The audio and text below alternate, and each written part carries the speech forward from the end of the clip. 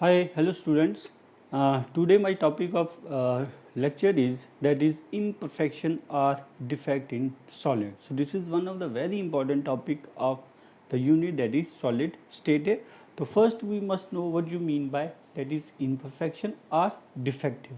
So imperfection or defect is generally related to, हम क्या बात करेंगे इसके लिए कि जब हमारे पास कोई सॉलिड का अरेंजमेंट होता है, बिकॉज वी नो दैट कि सॉलिड का जो अरेंजमेंट होगा तो वो उसके कॉन्स्टिट्यूएंट पार्टिकल्स पे डिपेंड करता है. तो अगर कॉन्स्टिट्यूएंट पार्टिकल्स के अंदर हमारे पास कोई यू कैन से डिसअरेंजमेंट हो, कि जो अरेंजमेंट है वो प्रॉपर ना हो, इरेगुलर हो, उस तरह की जो पोजीशनिंग होगी किसी भी सॉलिड के अंदर, उसको हम क्या कहेंगे, डिफेक्ट है. तो any misarrangement or deviation from the regular arrangement है. तो अगर रेगुलर अरेंजमेंट है, कॉन्स्टिट्यूएंट पार्टिकल्स जुड़े हुए हैं एक दूसरे के साथ, जैसे मैं ये बता रहा हूँ यहाँ पे, ये आपके पास क्या, these are the constituent particles which are arranged in a regular fashion here. No, if there is a irregularity in their arrangement here, like this one here, कि जहाँ से दो हट गए, यहाँ पे एक आ गया, यहाँ से एक गायब है, तो इस तरह से जो अरेंजमेंट बन जाएगा उसको हम क्या कहेंगे, imperfection in solid, or you can say we call them as a defect here. The first defect, crystal defect, are basic irregularity in the arrangement of the constituent particles. Now the type of defects here. So type of defects is generally we have depend upon the constituent particles here. तो first we have the point defect here. तो point defect में हमारे पास क्या है, first we have that is point defect are the irregularity or deviation from ideal arrangement around a point here. क्योंकि हम क्या कहते हैं, according to crystal lattice or point lattice, the constituent particles are arranged as a point here. तो if there is a you can say irregularity in the point of the constituent particles in a crystal lattice, then that is called as a point lattice. तो point lattice means one constituent particle से. तो point defect means when there is a defect in one constituent here, then that is called as point defect. And line defect means when there is a you can say irregular arrangement in the line here. तो line के अंदर जब हमारे पास displacement irregularity होगी, point के अंदर होगी, तो हमारे पास दो तरह के क्या बन जाएंगे, डिफेक्ट बनने. तो we can understand by this here, this is a vacancy which is created due to because of the point here. तो यहाँ पे आपके पास क्या है, एक कॉन्स्टिट्यूएंट पार्टिकल जो हमारे पास, हम क्या कहेंगे, जो एक कॉन्स्टिट्यूएंट पार्टिकल है वो यहाँ पे क्या हो रहा है, मिसिंग है यहाँ से. तो दिस विल मूव हेयर. तो यहाँ पे हमारे पास क्या है, this type of defect arises due to because of point है. और यहाँ पे आपके पास क्या है, there is a displacement in the line है. तो लाइन के अंदर डिस्प्लेसमेंट अगर आएगी तो हमारे पास पूरे का पूरा जो स्ट्रक्चर है वो क्या होगा, थोड़ा सा डिफॉर्मेशन होगी. लेट अस सपोज हमारे पास क्या है कि ये कॉन्स्टिट्यूएंट पार्टिकल्स हैं जो यहाँ पे जुड़े हुए हैं. लेट अस सपोज हम एक example just we have to show here कि ये हमारे पास कोई कॉन्स्टिट्यूएंट पार्टिकल और क्रिस्टल लैटिक्स है. अगर मैं यहाँ से ये पूरी की पूरी लाइन यहाँ से निकाल देंगे तो क्या होगा, ये जो कॉन्स्टिट्यूएंट पार्टिकल्स है ये पास आते जाएंगे. तो यहाँ पे तो 3 है, आगे क्या हो जाएगा, 2 हो जाएगा. तो हमारे पास एक इस तरह का स्ट्रक्चर बनने के चांसेस हो जाएंगे. तो ये जो हमारे पास अरेंजमेंट होगा, इस तरह के अरेंजमेंट को हम क्या कहते हैं, that is line defect here. So here we have the point defect, that is created vacancy or interstitial impurity or substitution impurity, and then we have the line defect, that division either in entire row or entire group here. Now we have different types of point defect. Point defect further differentiated into 3 different: stoichiometric defect, non-stoichiometric defect, impurity defect.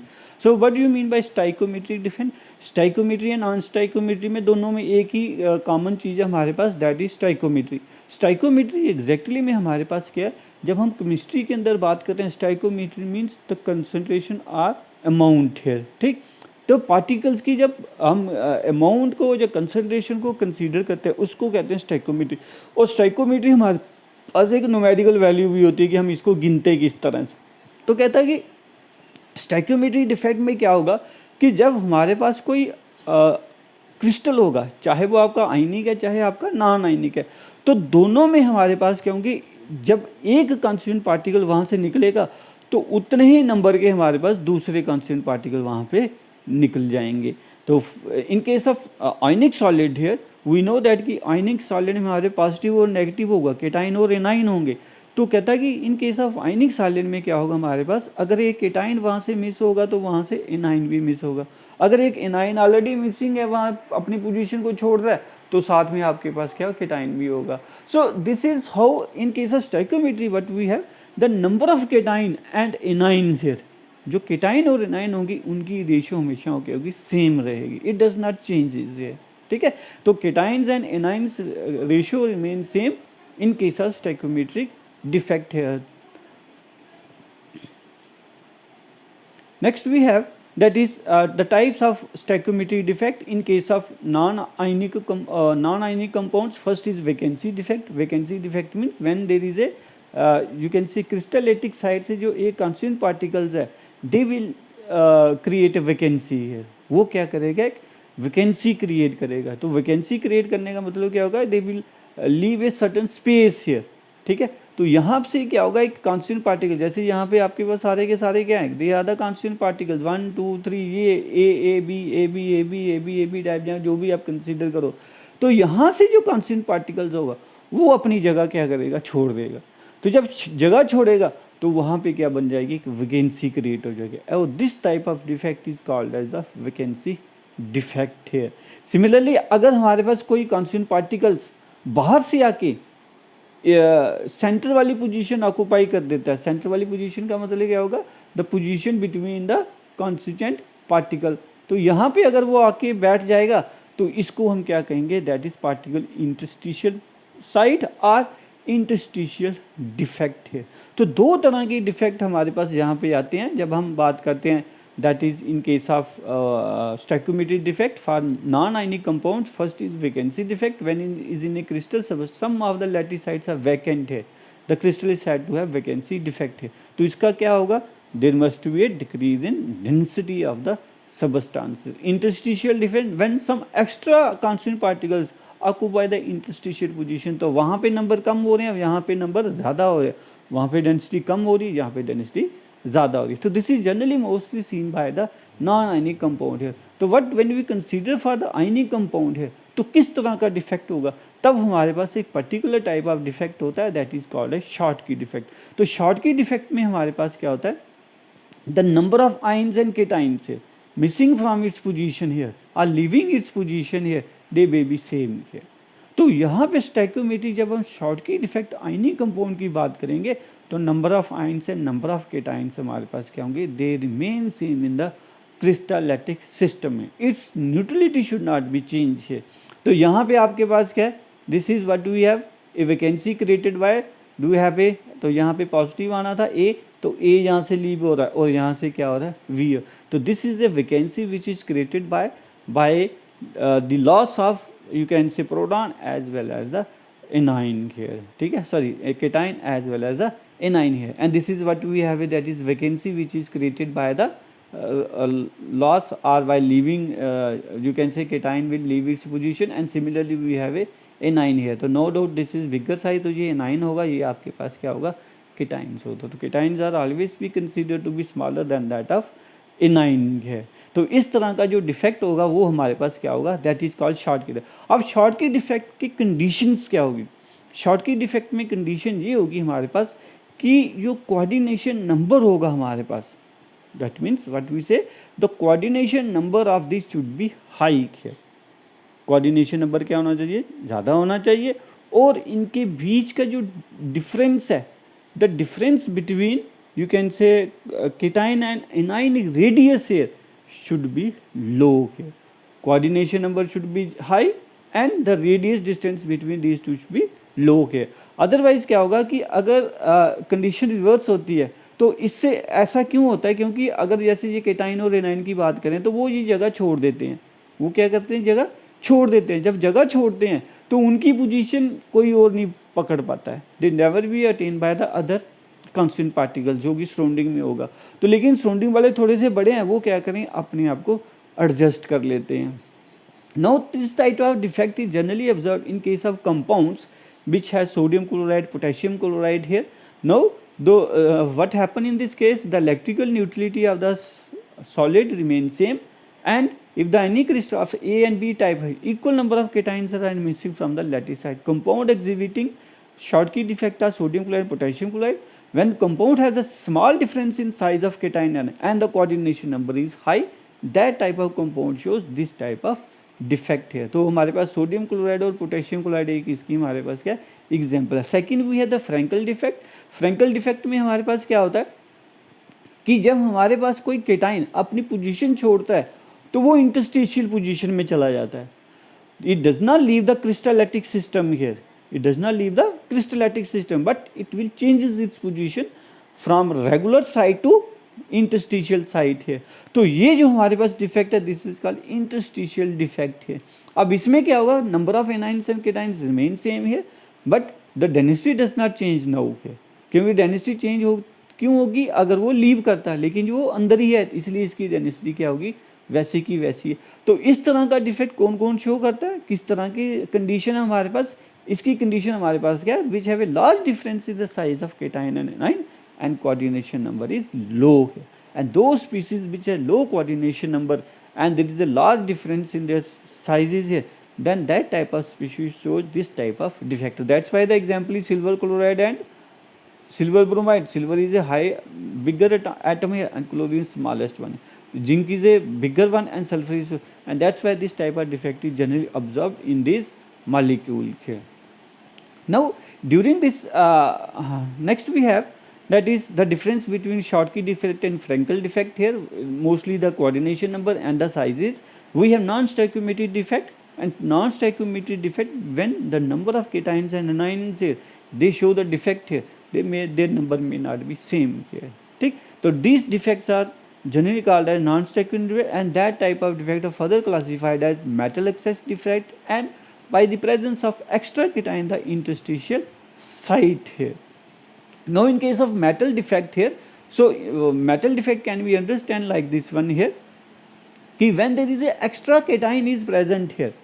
अगर यहाँ पे हमारे पास क्या होगा, extra metal ex due to anion vacancy है, sorry यहाँ पे हमारे पास क्या है metal excess defect due to anion vacancy. हमने क्या कहा था, metal excess defect here, this what we have that is metal excess defect. Metal generally represent here the positive charge. हम किसकी बात करेंगे, metal generally represent with the positive charge. No, if the positive charge is more here then it means this is metal excess defect here. So how the crystal lattice has a more positive charge, that is due to because of first is the loss of you can say anion here. So if there is a loss of anion take place from its position here, then the number of cations is more here. तो यहाँ पे जो negative charge होता है वो किस लिए आ रहा है, to just balance the electrical neutrality rather than what we say stoichiometry है.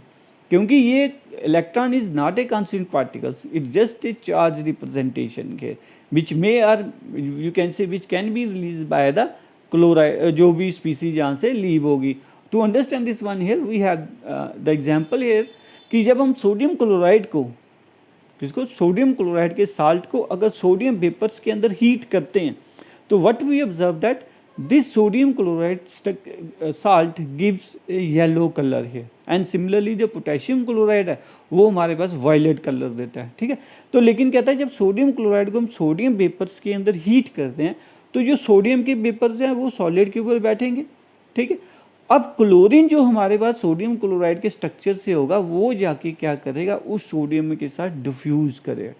तो डिफ्यूजिंग होगी sodium which is present on the surface of the sodium chloride which comes from the sodium vapours.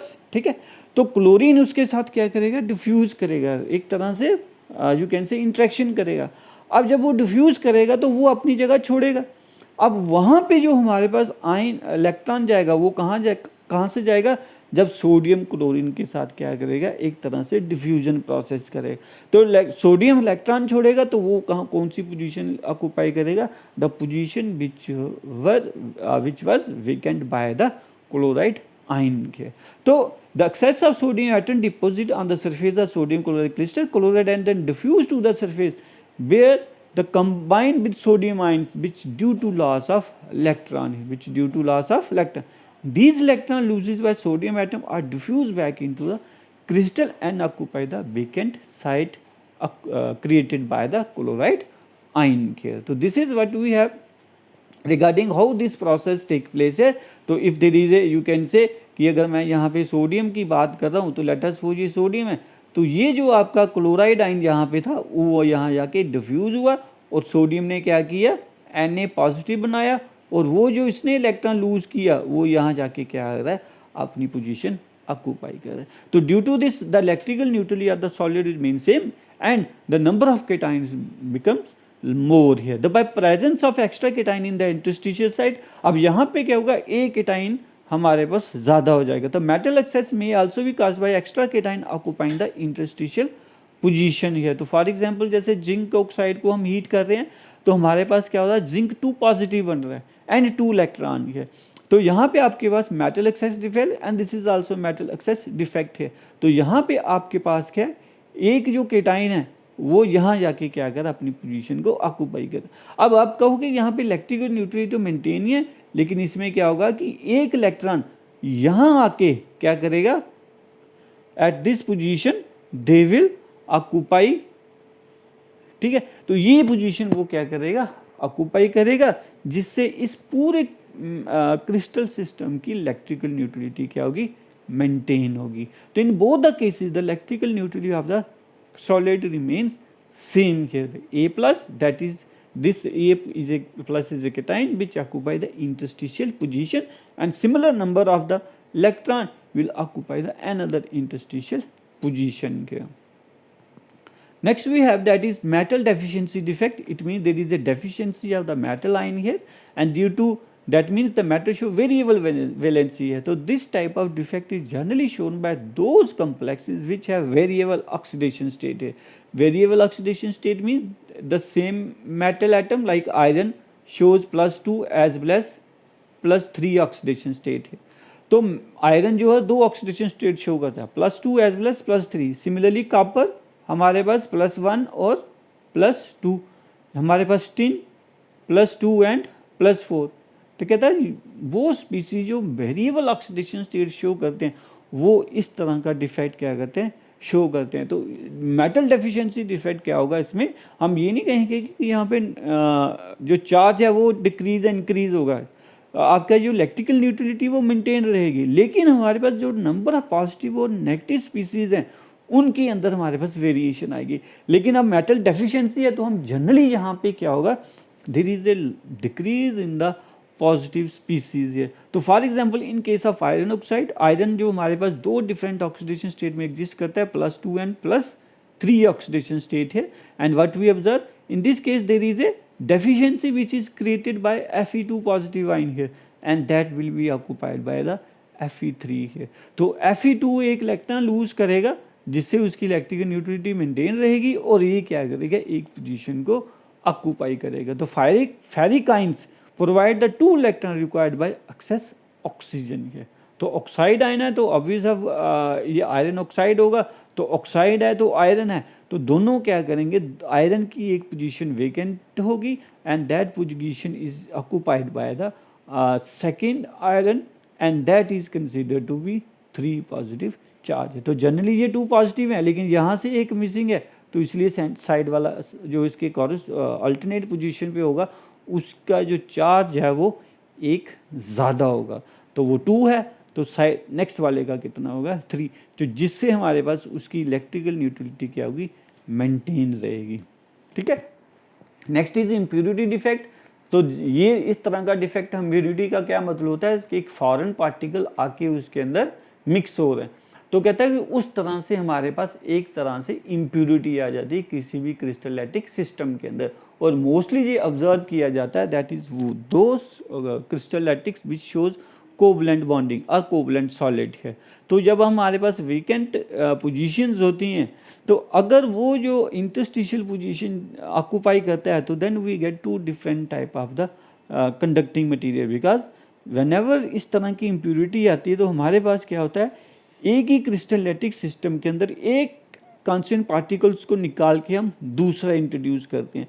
तो कोवलेंट सॉलिड में क्या कहता है कि अगर हमारे पास कार्बन फैमिली के अगर कोई क्रिस्टलैटिक्स है तो उसके 4 बॉन्ड होंगे, लेकिन अगर हम उसको रिप्लेस करते हैं 15th ग्रुप एलिमेंट जिसके पास एक एक्स्ट्रा इलेक्ट्रॉन होता है, 5 होते हैं, या 13 ग्रुप जिसके पास एक इलेक्ट्रॉन कम होता है, तो 13 होगा तो एक होल क्रिएट होगा, अगर हमारे 15 होगा तो एक नेगेटिव चार्ज क्रिएट होगा, जिससे वो हमारे पास क्या बन जाते हैं, एक तरह के सेमीकंडक्टर बनते हैं। तो उस प्रोसेस को हम कहते हैं डूपिंग प्रोसेस है। तो we have to dope a certain element here in the regular arrangement of the crystal system है, सो दैट कि हमारे पास उसकी जो प्रॉपर्टी है वो चेंज हो जाए। तो इसके बेसिस के ऊपर हमारे पास दो तरह के सिस्टम क्रिएट होते हैं, that is N type semiconductor as well as a P type of semiconductor है। तो N type of semiconductor generally observe when we have a तब आएगा हमारे पास in case of covalent solid है, जब हम क्या करेंगे, एक ऐसा सिस्टम क्रिएट करेंगे, जैसे ये हमारे पास फास्फोरस है, पहले सिलिकॉन है, तो सिलिकॉन के कार्बन फैमिली का तो 4-4 इलेक्ट्रॉन होंगे, तो ये एक दूसरे के साथ बॉन्डिंग बना, लेकिन हम एक सिलिकॉन को रिप्लेस करके क्या लगा रहे हैं, फास्फोरस से, जो कि किस फैमिली का मेंबर है, दैट इज नाइट्रोजन का, जिसकी आउटर मोस्ट ऑर्बिटल में आपके पास क्या होंगे, 5 इलेक्ट्रॉन होंगे। तो 5 इलेक्ट्रॉन हाँ 5 इलेक्ट्रॉन होंगे, जब ये 5 इलेक्ट्रॉन होंगे तो 4 तो ये बॉन्डिंग में पार्टिसिपेट करें, 1 2 3 4 सिलिकॉन के साथ, लेकिन जो 5th इलेक्ट्रॉन है it remains as a free है। एंड बिकॉज ड्यू टू ये जो इलेक्ट्रॉन फ्री है, इसलिए हम इसको कहते हैं एन टाइप सेमीकंडक्टर है। By this is called N type because there is a more negative charge है।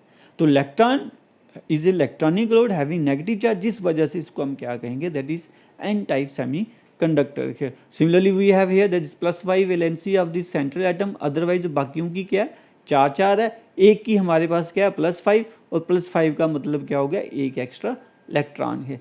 Similarly we have a P type semiconductor, तो इसमें आपके पास क्या होगा, ग्रुप 14 एलिमेंट के साथ हम कौन से एलिमेंट को डूप करेंगे, दैट इज जिसके अंदर 3 इलेक्ट्रॉन होंगे, जहाँ 13 ग्रुप का होगा, और एग्जाम्पल आपका एल्यूमिनियम और गैलियम के। तो इसको जब हम इंट्रोड्यूस करेंगे इसके अंदर, तो व्हाट वी ऑब्जर्व दैट, अब जैसे ये हमारे पास सिलिकॉन आ गया, सिलिकॉन ने 4-4 बांड बनाने हैं, लेकिन एक जगह पे एल्यूमिनियम के पास सिर्फ 3 इलेक्ट्रॉन होते हैं उसके बैलेंस शेल के अंदर, जो कि बॉन्ड फॉर्मेशन में पार्टिसिपेट करते हैं। अब यहाँ पे सिर्फ 3 है, तो उससे क्या होगा, यहाँ पे एक होल क्रिएट हो जाएगा, एक जगह स्पेस क्रिएट हो जाएगा, और ये जो स्पेस है ये क्या करेगी, द मूवमेंट ऑफ इलेक्ट्रॉन है, जिससे ये क्या बन जाएगा, कंडक्टर बनेगा। Similarly we have aluminium as well as a germanium है, तो जर्मेनियम में भी 3 इलेक्ट्रॉन होते हैं, जिससे हमारे पास वहाँ पे क्या होगा, एक होल क्रिएट होगा। And others are the silicon है, जो जर्मेनियम नहीं है, ये सारे के सारे क्या सिलिकॉन है, ठीक है।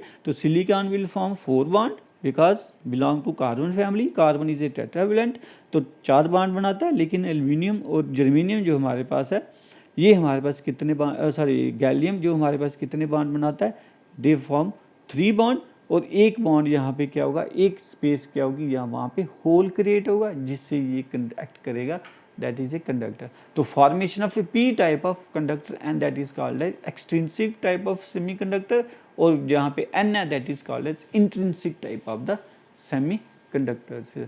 So this is all about today's lecture, that is where we studied about or having some idea about how defects has been created and what type of defect we have here. And we know that there are 3 different types of defect: the Schottky, non-Schottky and impurity defect. In Schottky we have vacancy, interstitial, then stoichiometric defect, non-stoichiometric defect and impurity here. And whereas case of in stoichiometric defect we have vacancy defect, interstitial defect, and we have Schottky defect as Frenkel defect here. And this vacancy defect and interstitial defect are generally also seen in case of Schottky defect. And silver chloride is such a bromide is such a molecule which shows both the type of defect, vacancy as well as the interstitial defect here, right. Now this is whereas in case non-stoichiometric we have a metal excess defect and metal excess extra cation defect and metal deficiency defect here. And next we have the impurity defect, where we have to introduce other elements, other constituent particles element whose atomic number may be lower or higher one here, and because of that one here there is a impurity in the crystallotic system. Hope you understand this topic here and enjoy the day here.